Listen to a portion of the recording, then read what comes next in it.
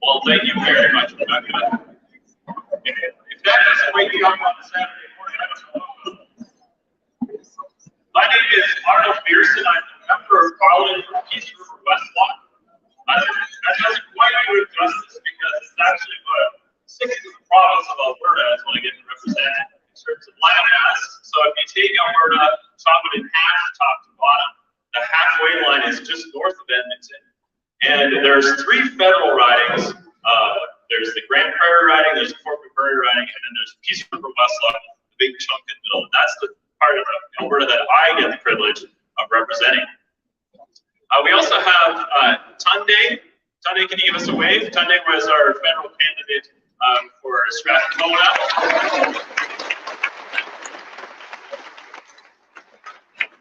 And we have member of Parliament for Sheriff Hartford, Saskatchewan, Garnet Jennis has joined us here this morning as well.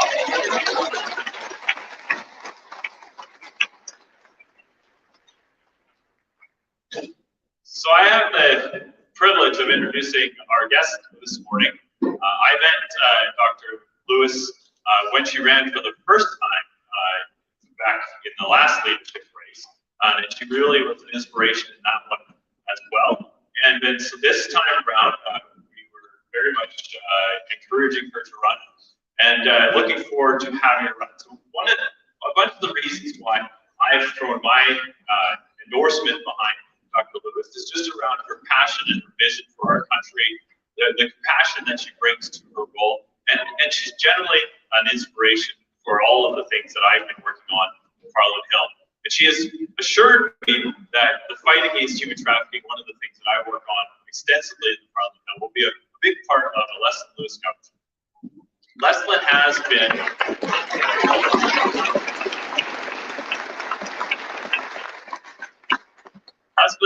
an amazing advocate for the vulnerable in our society.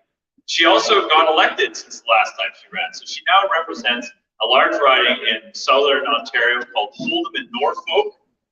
Anybody know where that is? Yeah. Oh, I got a few hands up there.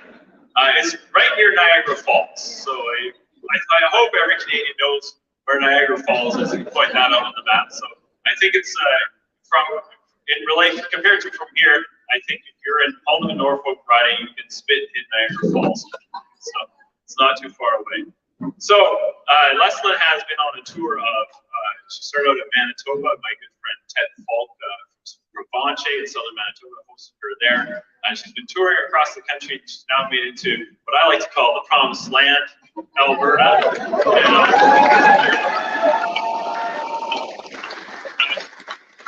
made it to the Promised Land, and she's here to share her vision with her vision for her leadership of the Conservative Party and the next Prime Minister of Canada. If you would please welcome the next Prime Minister of Canada, Dr. Leslyn Lewis.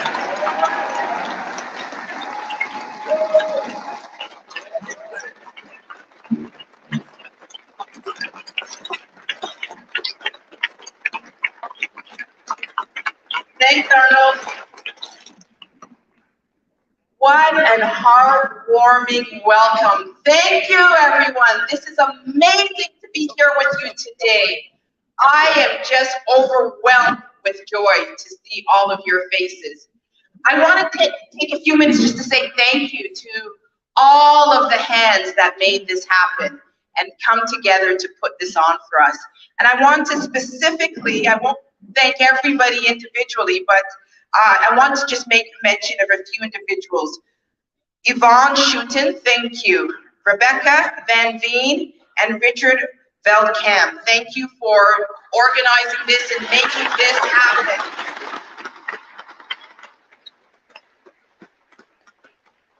So traveling across the country, I'm asked the same question. Why are you doing this again for a second time? And the truth is that the reasons that I entered the race in 2020, those circumstances are all still there, but now they are magnified. I see the fabric of our nation still being torn apart. Provinces like Alberta are still threatening to leave our great confederation. Debt is piling up to the tune of $1.2 trillion. Every single day, we, the taxpayers, pay $300 million interest payments on our debt. Imagine what that is doing to future generations. We must get our debt under control.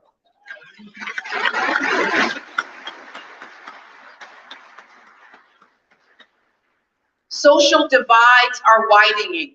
I have gone to churches where members are not speaking to each other because of their vaccination status. Children aren't speaking to parents and grandparents. Neighbors aren't speaking to each other. And we've witnessed the manifestation of this division through the trucker convoy. Now, I lived 1 block away from Parliament, and I had to walk through the trucker convoy. And on the very first day, I said to myself, I'm going to stop, and I'm going to talk to these individuals, and I'm going to find out why they are here. And I'm so glad.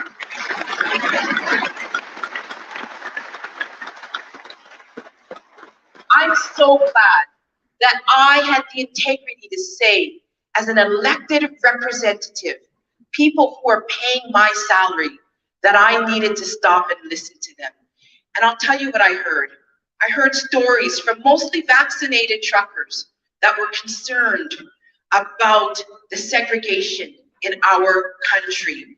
They were concerned about the way that our government decided to use and politicize and weaponize COVID to form division and dissent and to demonize fellow Canadians. They were concerned about those nurses who worked under COVID without the vaccinations, and they went home with their masks indented in their faces because they worked excessive hours. Some of them got COVID, and then the vaccine came out, and they said, "You're not good enough. You turn from a hero to a zero because you won't get vaccinated." These are some of the stories that I heard from the truckers. And I can tell you that that convoy was a manifestation of the frustration that Canadians are feeling all across the country.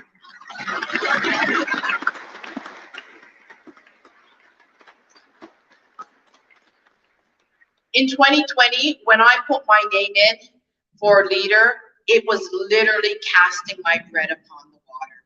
I did not know where my support was going to come from, but I knew there was something wrong with my country, and I was somehow given the foresight to know that I couldn't sit back and wait for the right person, for the perfect person, for someone who was a member of Parliament already, for someone who was entrenched in the Conservative Party. I had zero forces to support me, but I knew who walked before me. And I knew that if I was called to do something, I was going to stand up and I was going to defend and make sure that Canadians have a voice and that we secure the future of our country.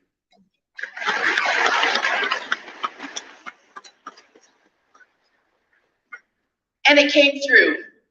I wasn't given more than I could bear. And I can tell you, I ended up winning the popular vote.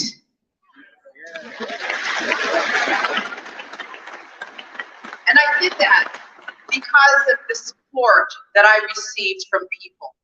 And it was all about being authentic. It was all about speaking the truth.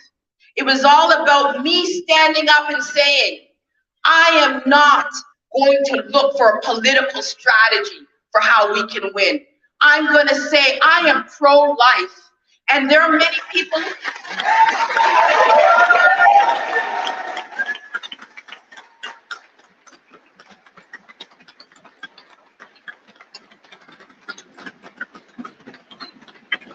Thank you. Thank you.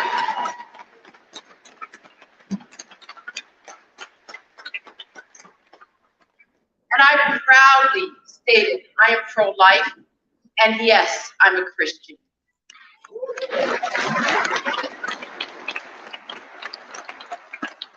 And I recognize that in politics, there's a polarization. People like when you are fighting with people who think differently than you. But I refuse to do that. I said to pro-choice people, come, let us reason together. We may have differences of opinion, but I bet you there's a lot that we can agree on. So let's look at that gray. Let's look at things that we can agree on. Let's have a discussion. Let's move forward. And that's what I did. And to my surprise, so many pro-choice, pro-life, pro-choice people supported me because I was authentic and I didn't hide who I was. And they saw that I was just a regular Canadian who wants the best for my country. And they could relate with me. And so I don't buy into this political strategy that we have to keep quiet about that pro-life thing. We have to keep quiet about who we are so that we can win. No, I boldly profess who I am because I know that as a politician that I can represent all Canadians and treat all Canadians with equal dignity and respect.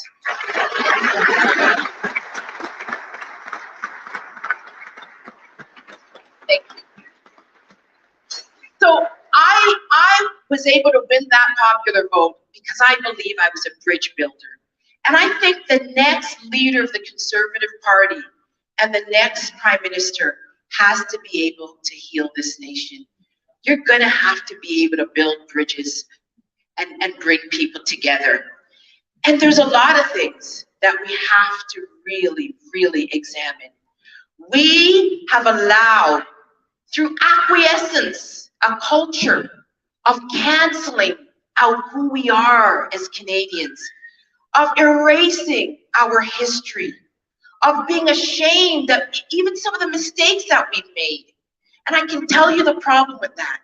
We're not a perfect nation, nor do we have a perfect history. But when we pretend that our history was perfect and we erase it, we're condemned to repeat it. And that's why I'm against cancel culture. Because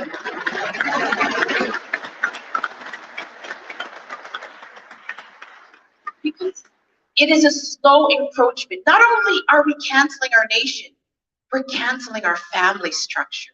We're canceling the foundations of what made us Canadian, what built this nation. And a nation divided cannot stand.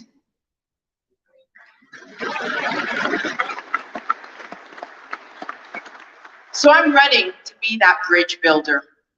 I'm running for those young people to have a future. I want them one day to be able to own a home and to have that dream that they're going to own a home. And right now, with rising inflation, with cost of living, unaffordability of basic subsistence, Their dream is being eroded. I want to restore that dream for future generations.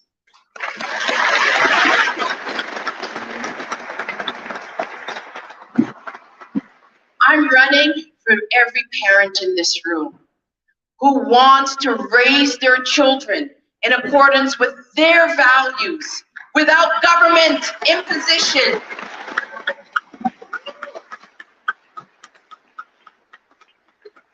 And I say to you, what does it profit you? All of your wealth, all of your support, everything that you have, your home, your car, what does it profit you if you lose your children? And that is why we need a parental rights bill.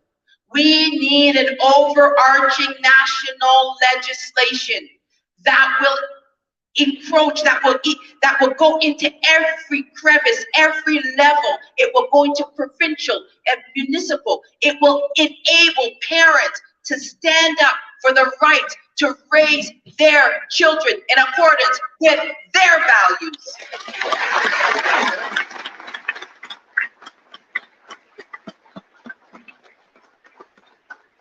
I'm running for people to be free to practice their faith and to worship their God. And for those who aren't of faith and they want to be free to live their lives in accordance with their values also. I'm running for all Canadians to restore faith in our institutions.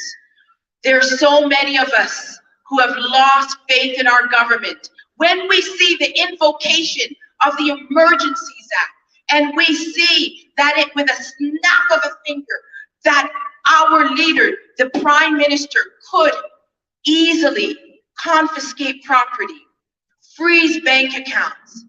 This undermines trust in our democracy.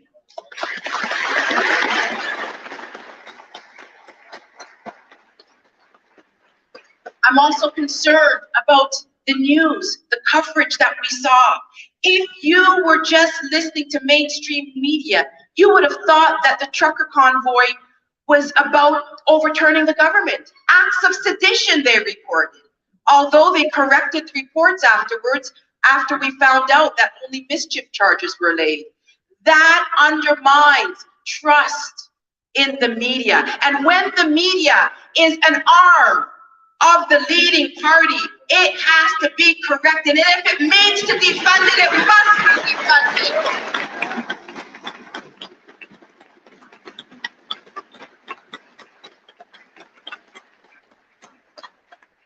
I'm running for provinces who feel that they've been utterly disrespected by Ottawa. And they're right. When we have legislation like Bill C-48 and Bill C-69 that favors foreign companies over companies in Alberta, and that's chasing companies out of this country because of the lack of faith in our laws and the insecurity that these corporations have in investing in our provinces like Alberta. We need to repeal legislation like Bill C-48 and Bill C-69 so that we can start to develop our natural resources again.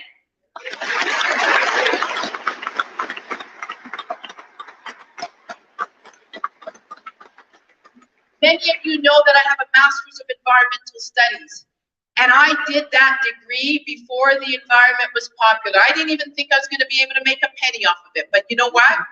I know that it's important to be a good steward of what we've been endowed by our Creator with. And so the environment is important to me. But guess what? I won't sit back and allow the government to use it and create fear so that they can impose an unjust tax like the carbon tax on us.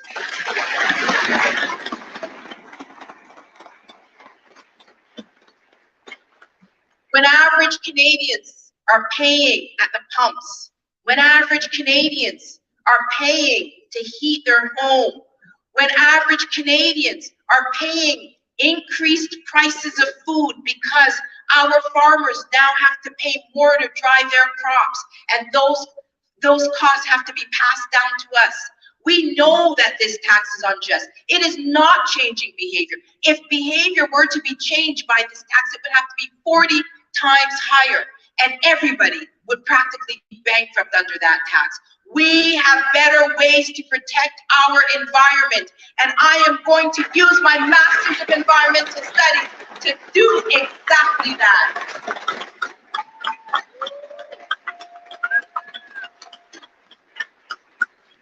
We are going to scrap that carbon tax.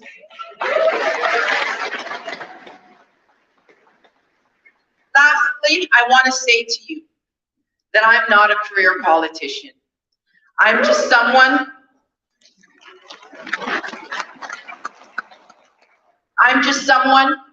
who recognizes and sees the peril of our country, sees where our country's going. And so I had a very successful career. And yes, I was very successful, had every kind of success that you can imagine. And I owned my own law firm. I had lawyers working for me. And I thought, you know, in training them well, I would be able to transition to politics and my firm would survive. But anybody in this room that's owned a business, you know that when you build a business, you become that brand. And so people really wanted me to still be involved in my law firm. And I had to make a tough choice because I believe that I cannot be double-minded. I have to give every fiber of my being to saving this country. And so I transitioned my law firm by selling it to a friend. And even the building, the units that my law firm was in, I sold those units so that I could be fully immersed in saving this country.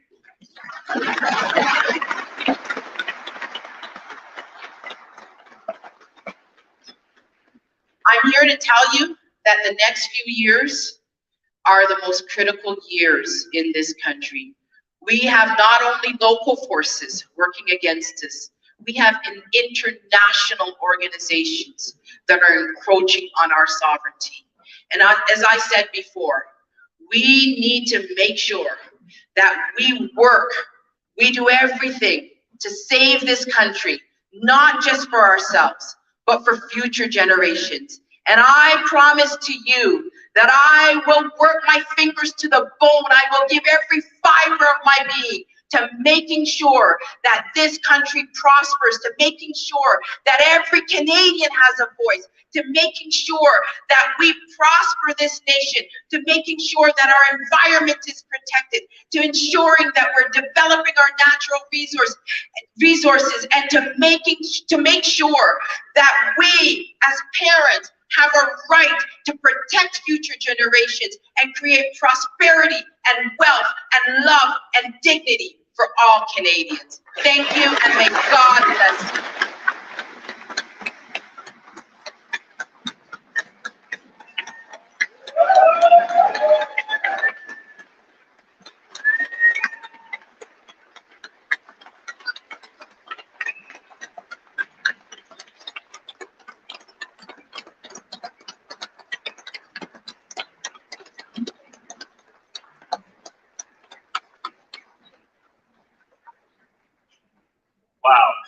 Wow, thank you, Leslyn.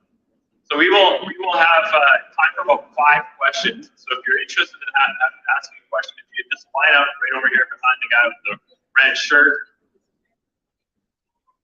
Okay. Good. All right. They're lining up. Perfect. So thank you all for coming out this evening and showing your support for Dr. Lewis. What's that? Oh, morning. Okay.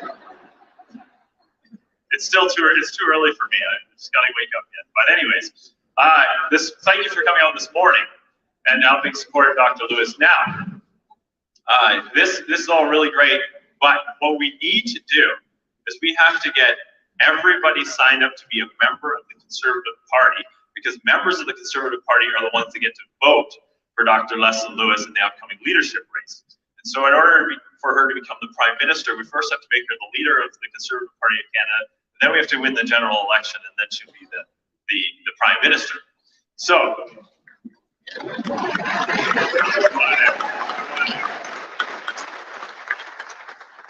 you can go to, Leslyn, what's your website? LeslynLewis.ca. LeslynLewis.ca, and I'm sure on there'll be a big button that says become a member. Click on that and go through it. Now, and sign up today for sure. Make sure you get signed up today. Then I want you to go and talk to all your friends and family. And I want you all here today to commit to sign up 10 more people. And you only have to be 14 to be a member and a permanent resident or a citizen. You can be a citizen too. You can even be a citizen to join, and a permanent resident. Then I want every one of you to commit today that you will find 10 other people in the world, or in the country, to sign them up too. A membership costs $10. It's an investment in the future of our country, and so we have to get probably like let's say 150,000 people. Is that how many we want? 200,000? 300,000? That's how many we need. So just figure out the math and figure out if you do your part, we'll get to 300,000 people. If we get 300,000 people signed up and voting for Dr. Leslyn Lewis, we'll have it made. We'll win the leadership. That's what we got to do.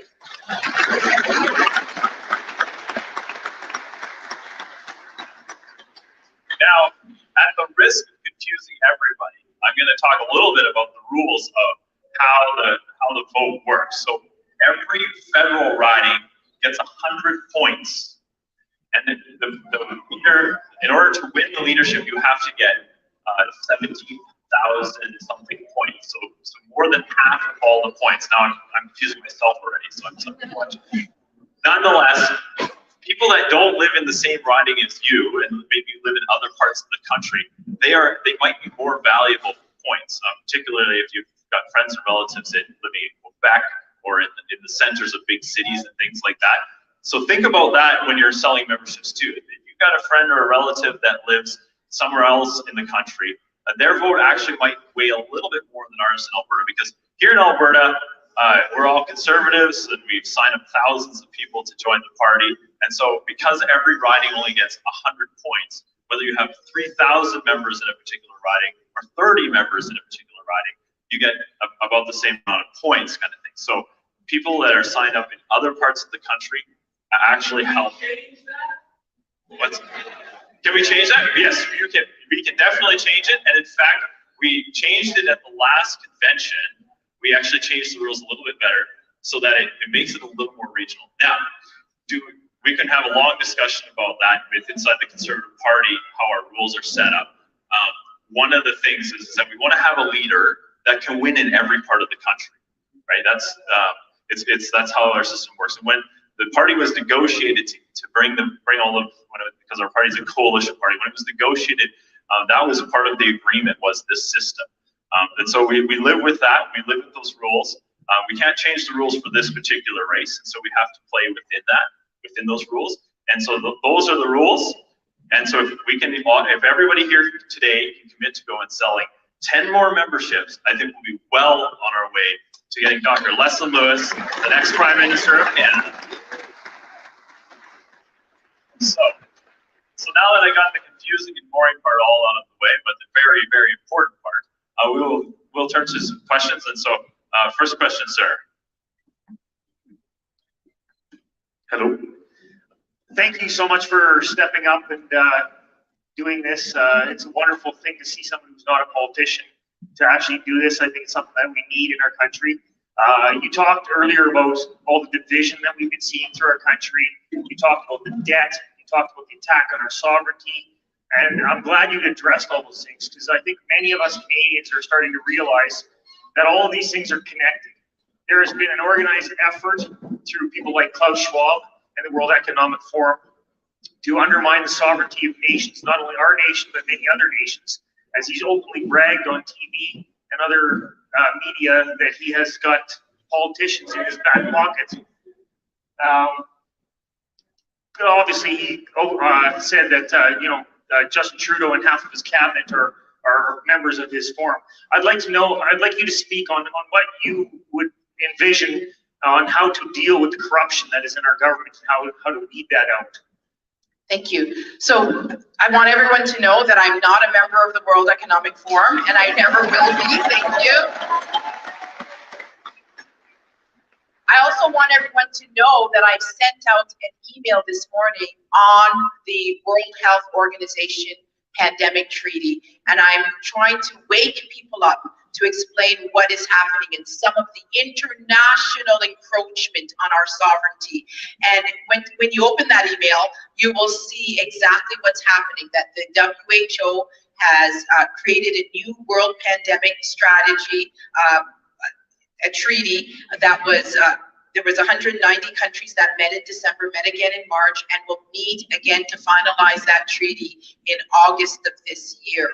And that means that Canada, during pandemics, and as I said in my email, a pandemic is redefined now as it could be a stroke, it could be rise in health, heart attacks, rise in suicides. They can redefine what pandemic is, and that means that the WHO stands in place of our healthcare system, dictates what your doctors can prescribe, dictates the treatments, dictates the protocol, and it is very dangerous. It's eroding our national sovereignty. So these are some of the things that we have to fight to make sure that our country stays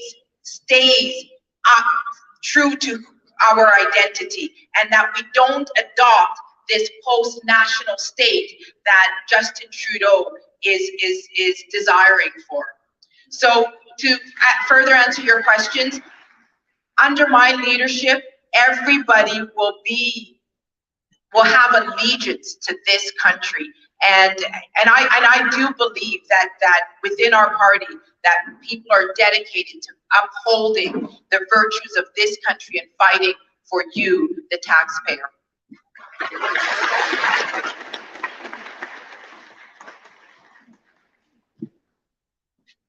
Dr. Lewis. Thank you for being here. We greatly appreciate your time. Greatly appreciate you coming out here. I wanted to ask a not so glamorous question about the debt, because you had touched on that. With the government introducing, $10 a day daycare, they're looking at introducing dental, they're looking at introducing shared equity where they take a stake of your house, I suppose, to help you afford it.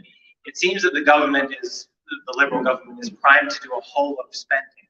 But when they do that spending, people then base their lives around these benefits. So, when people are planning economically, they're not planning that their daycare is going to cost them $1,000 a month. Instead, with the governmental benefits, it costs them like $200 a month, let's say. So is the plan to get the debt under control to cut programs like that?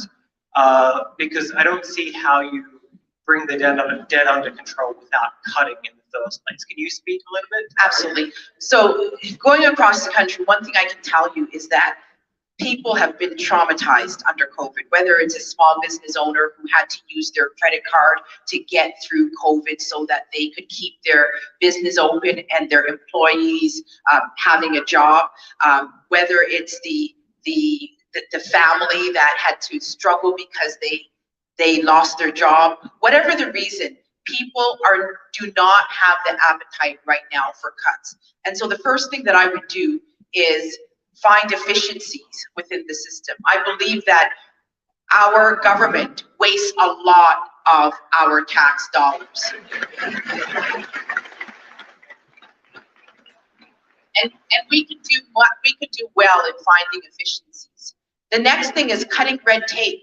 There is so much red tape that is tying up the system and limiting our capacity to grow, to invest. And so that's another thing that I would do, is cut red tape.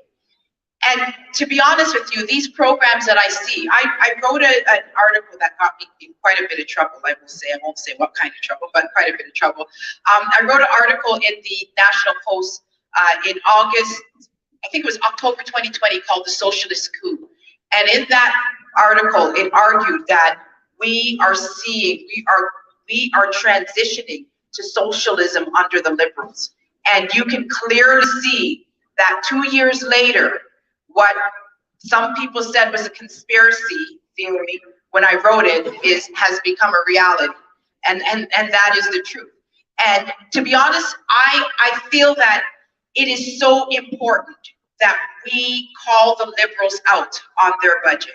Their budget does not create wealth. It indebts our country. It basically mortgages our children's futures. And we can do better. We need to have policies that will incentivize businesses to come back and take chances and invest in our country again. We need to develop and optimize our natural resources, build pipelines, get our LNG to Tidewater, offset some of that Russian oil that's being sold in Europe. 40% of European oil that's bought is bought from Russia. That could be our oil. We could be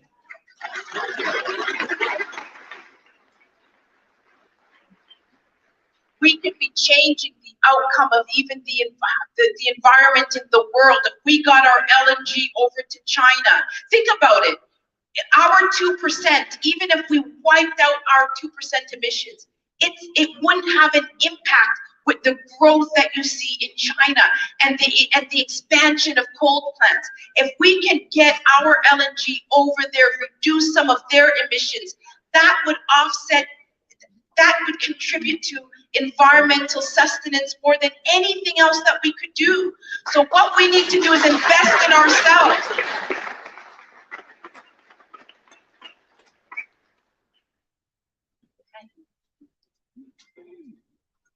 Good morning, Dr. Lewis. I really appreciate your transparency and your stand. It's not easy. I would like to ask you about what was your stand on Bill C-4, now law on the land, the ban on conversion therapy. Why did you abstain from the vote? And what will you do if you become Prime Minister about this law? Thank you. So Bill C-4, and I'm just going to reiterate, Bill C-4 is what was Bill C-6 in the last Parliament, and it dealt with conversion therapy. So as a correction, I didn't abstain from the vote. What happened is that the vote went through on unanimous consent. So I'm going to explain to you how that happened, the process. I'm going to also share with you some of the conversations that I had with my fellow MPs outside of caucus, because I can't really divulge caucus confidentiality to you. So Bill C-4 was a bill for conversion therapy. And the way that the Liberals put it forth is that there are people out there who are being electrocuted and given nauseous substance because they are a part of the LGBTQ+ community and being forced to convert and change who they are. And so the public was in outrage. And I spoke to many pastors and they said, oh, I've never heard of anybody engaging or being subjected to that. But nevertheless, the bill went forward, and as this lady rightly says, it was given unanimous consent. Now, the circumstances around that, I'm going to be honest with you, many MPs, they were caught by surprise. They didn't know that the bill was going to come up that day. And so it may not have been dealt with in the way that they would have if notice was given that the bill was going through. So myself, I spoke to some of the MPs, other MPs, and I asked them, well, what was our logic, etc. And this is the explanation, and then I'll give you my version also. So their explanation was that under Bill C-6, it went through all of the levels. It went through first reading, second reading, third reading, committees, the Senate, and it was going to be passed because the Conservatives don't have enough vote to not pass it because we're not in the majority. And they heard from people in committees, they heard from people who said that they benefited from counseling with their pastors. And my understanding, I wasn't in Parliament that time under Bill C-6, my understanding is that the Liberals still didn't care about all of the evidence that was put forth. And so some of the MPs thought, well, why do this again? Because at the time that it ended under Bill C-6, because Trudeau called an election, then everything just, all the bills lapsed, and then they brought it back when I was an MP last fall under Bill C4. So the thought process of the MPs were, well, even if we go through this all again, we've already gone through committee, we did all this work already, and we know that the Liberals are just using it to divide, and we know that no matter what, our votes aren't going to change anything. So that was their logic of the unanimous consent. Now, my perspective as a legislator and as someone who's trained in the law, and now I'm a legislator, I do believe that even if you're for or against a bill, I'm elected by you to review that bill, to make sure that there are no inadvertent consequences, to make sure that pastors are not going to be unfairly targeted, to make sure that parents are not going to face undue persecution. And that wasn't done. And for that, I apologize, and I do believe that that was a failing. And I've spoken to many of my colleagues, and we endeavor to do better. So yes, I do apologize because we did not review the bill, and people felt that we did not do our job, and their reasons for justifying that I shared with you, but I also recognize that it was a failing on our part as legislators not to fully address the bill. So thank you. Thank you.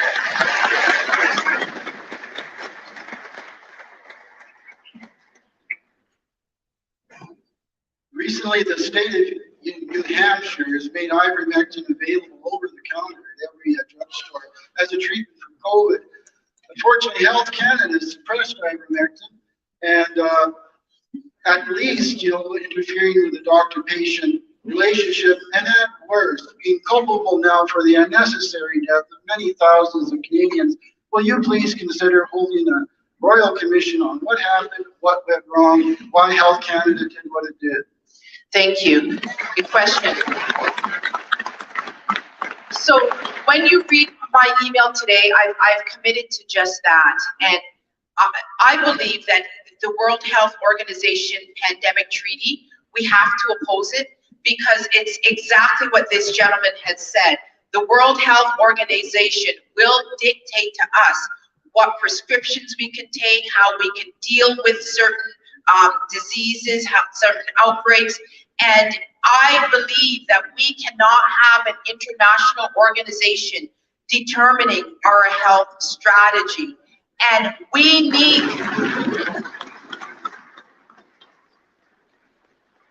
absolutely need to have a commission in place to see what some of the positives and the negatives are of how we dealt with COVID. So before we can even move on and create, I think we need our own pandemic strategy, but we can't do that until we find out what we did wrong and what we did right in dealing with COVID. And so I commit to doing that.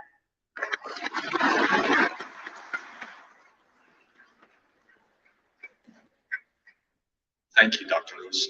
I'd just like to have you give your opinion on what your opinion is on the Kyoto Protocol and the Paris Climate Accord. Yes, so with respect to the Kyoto Protocol and the Paris Climate Accord, the limits that were set in the Paris Accord were set by Stephen Harper. And I believe they are reasonable targets that our country could meet while we're developing our natural resources. Trudeau has not met those limits. I don't think we necessarily need the Paris Accord to set our limits, to be good stewards of the environment. Donald Trump came out of the Paris Accord, but yet he met the environmental targets, whereas we were in and we didn't meet the environmental targets. The real issue is really the political will to make sure that we do not politicize the environment, to make sure that we are good stewards of the environment, to make sure that we develop our natural resources and while protecting the environment. I don't think we need an international agreement to do that. And in fact, with the way that the international agreements and international organizations are constraining our national sovereignty, I'm inclined to say, let's just set our own standards, let's just set our own targets, and let's stop virtue signaling about the environment and using the environment to conjure up fear so that we can tax people and get on with protecting our country.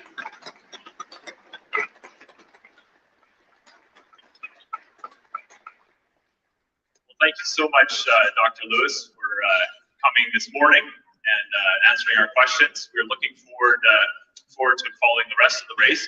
Folks, buy your membership today. That's so important. What's that? There's a desk outside.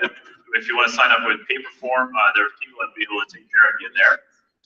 And we'd like to have some donations for Dr. Leslyn's campaign. Keep following her. Make sure you go onto the Facebook, like her page, follow her page, share her stuff, and make sure that you get your 10 people signed up by the end of May. All right, I might even give you a date. Before May, just get your 10 people signed up by the end of the week. That'd be better yet. That'd be better yet. So let's make sure that happens. Dr. Lewis has got to run to another event, but should be able to meet, mingle, and take your picture here for the next 15 minutes or so. So, Dr. Lewis, thank you so